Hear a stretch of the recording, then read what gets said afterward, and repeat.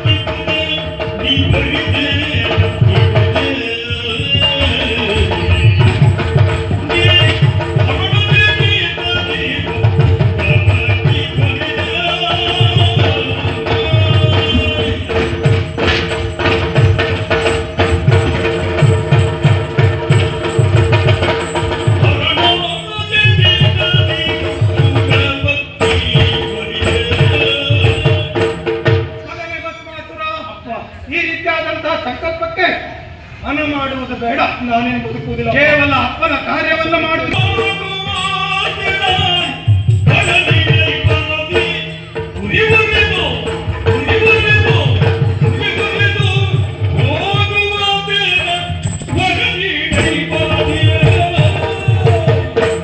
ಬೇಕಾದ ವರವನ್ನ ಕೇಳು ಕೊಡ್ತೇನೆ.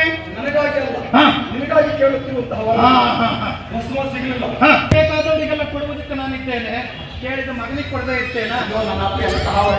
ಹಾಗಾದ್ರೆ ಕೊಡುವಂತಹ ನಾನು ಒಲಿದು ನಿಂತವನು ಕೊಡ್ತೇನೆ. ಆದ್ರೆ ಕೊಡುವುದಕ್ಕೆ ಪೂರಕವಾಗಿ ಒಂದು ಮಾತನ್ನು ಹೇಳ್ತೇನೆ. ಕೊಡುವಂತಹ ವರ ಎನ್ನುವಂತಹದ್ದು ಅನಲ ವರ, ಅನಲ ಹಸ್ತ.